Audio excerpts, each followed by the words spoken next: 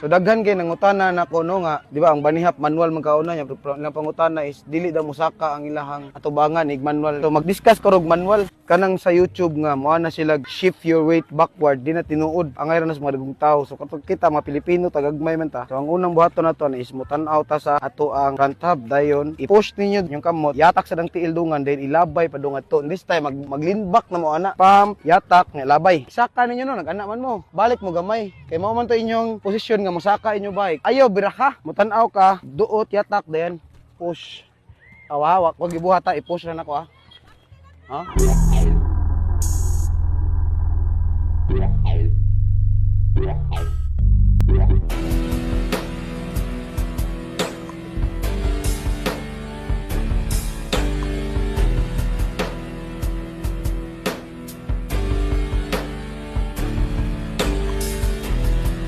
Shout out dahil ni paring Kips P Sumampong og ni Benji Ramos Gun. So sila nag-request na ko nga padayon gitong sustain nga manual. So itong buhaton ron is to train our braking finger nga kung ma-overshoot gali ta, automatic siya mo brake. So natay drill ana. Kabahan tong pasaka atong i-overshoot jud nga dayon kung ma-overshoot atong brakean.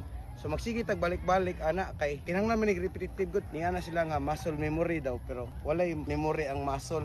Ikan sa imong brain padong sa imong braking finger so nanay actions nga kuan. So magsika gamit ana mo dako na mura na siya sa una magbike ka kung matumba ka ari kalikot tuo ana tumba sa tuo liko sa tuo sige kunahon na ana pero kung kamao na ka pwede na kadili magunana. So mao na tong buhaton.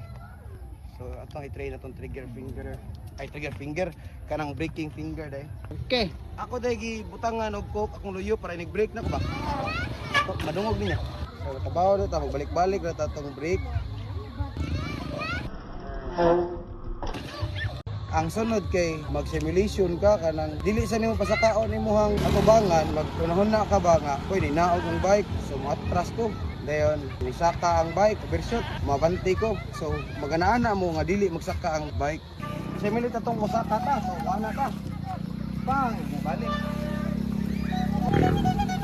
nun pang naog atras ka wala din naog banti anak ka sige maganaana para makabaw ang imong brain ba nga kung munaog imong bike matras ka nga kung overshoot na mabanti ka sa kay mura man na siya imong i-condition imong mind una pa ka makapasaka. Kung makasaka na ka kinahanglan kabaw na ka sa imong buhaton. So mo na gamit sa simulation sa imong overshoot brake nga katong simulation. In that way nga inisaka nimo kabaw na ka mangita sa imong balance point.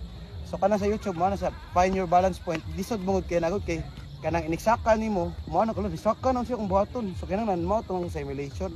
O kato sang manual nga katong kahoy maganaana ka ang pasaka ato birahon mo gud nimo dili mo gud nimo i-push kay static man to.